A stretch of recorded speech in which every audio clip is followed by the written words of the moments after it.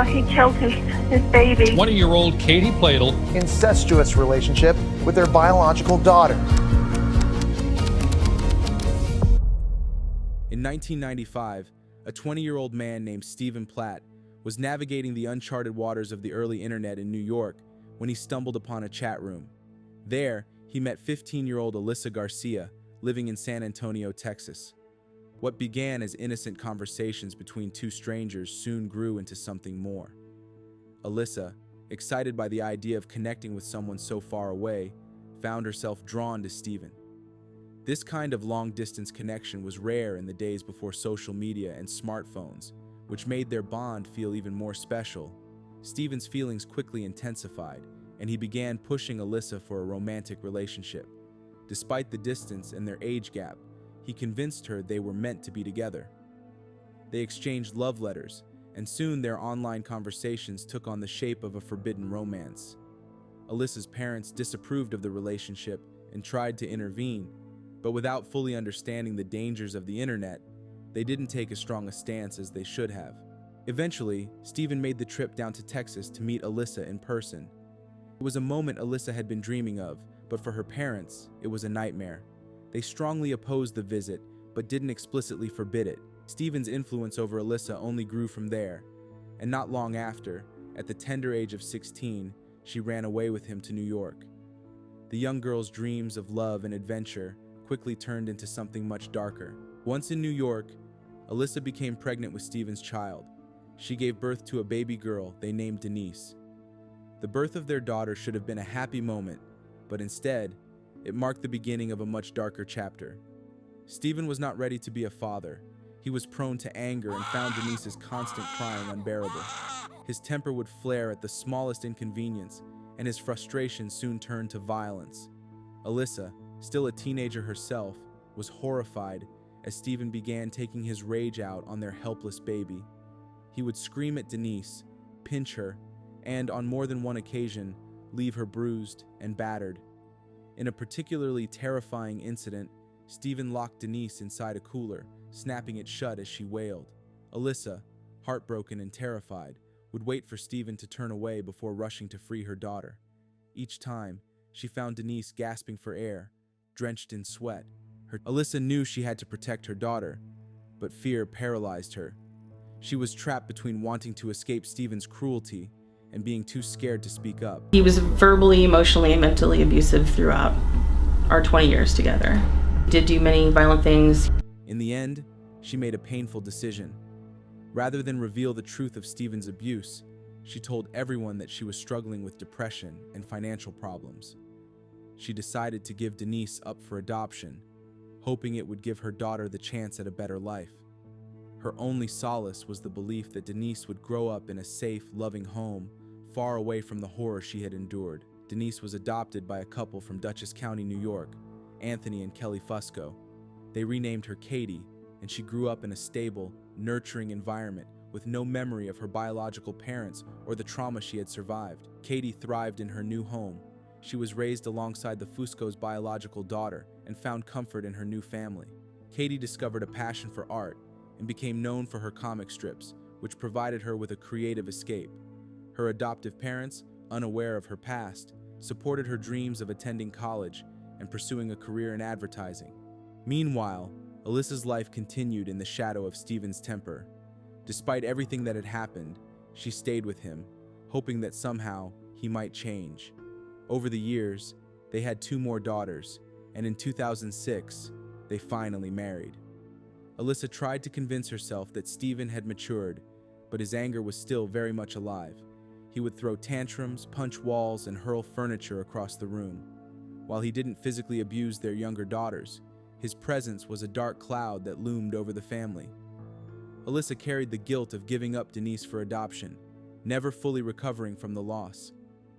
In January 2016, Katie turned 18, and her adoptive parents finally revealed the truth to her. She had been adopted as a baby. Curious and eager to learn more about her biological roots, Katie began searching for her birth parents. Using genealogy websites and online tools, she quickly found Alyssa. Katie reached out with a simple message, unsure of what to expect. I don't know if you're okay with this, but I thought I'd give it a shot. Hi. Alyssa was confused at first, not recognizing the name Katie. But when Katie reached out to Steven and shared the results of her genealogy search, everything clicked into place. They agreed to meet, and in June 2016, Katie boarded a train to Virginia to reunite with her birth parents. The reunion was surprisingly warm. Alyssa was struck by how much Katie resembled her, not just physically, but in her mannerisms and the way she spoke. They bonded quickly, and only days after meeting, Alyssa and Steven attended Katie's high school graduation in New York. Katie was so enthralled by her biological family that she made the decision to move in with them for a while, despite her adoptive parents' cautious reservations. Although Anthony and Kelly were worried, Katie was 18 and free to make her own decisions. They reluctantly supported her choice, hoping for the best.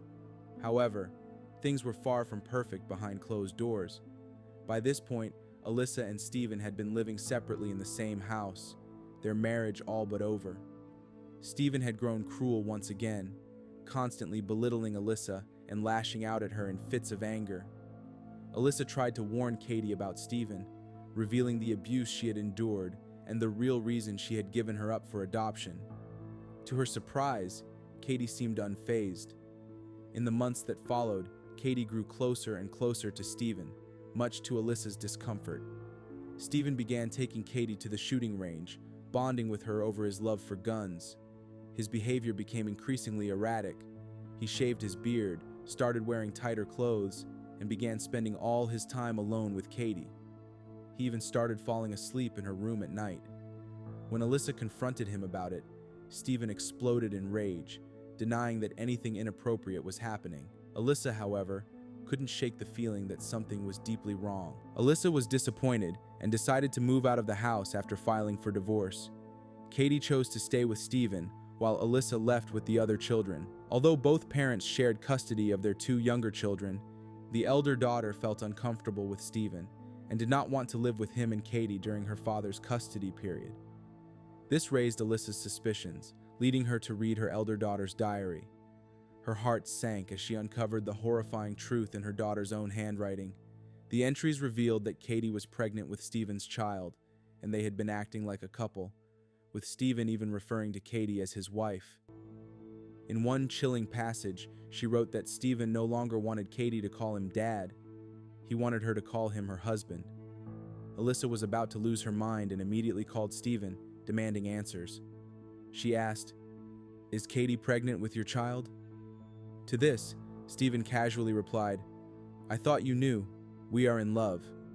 When she asked if this was the real reason he had pushed her away, he simply said, "Yes." Alyssa, sickened and terrified, immediately called the police. However, in July 2017, Steven and Katie got married in Parkton, Maryland, lying on their marriage documents about not being related. Their wedding was attended by Steven's mother and Katie's adoptive parents. Katie then gave birth to their son Bennett in September 2017. In January 2018, both were arrested on incest charges. Steven's lawyer argued that their relationship was consensual and that Steven was deeply in love with Katie, despite their biological connection. A judge ordered them to have no contact, and custody of Bennett was given to Steven's mother. After being released on bond, Katie moved back in with her adoptive parents and told Steven over the phone that she no longer wanted to continue their relationship. Steven completely lost his mind when he realized he had lost everything. On April 10th, 2017, Steven enacted a horrifying plan. Steven murdered his 7-month-old child Bennett at his home. After suffocating their little son, he hid the baby's body in a closet. He then called his mother, calmly telling her what he had done and that he was leaving the house. He left a key out for the police to find and vanished. Steven drove 600 miles to New York, knowing that Katie would be visiting her grandmother in Connecticut.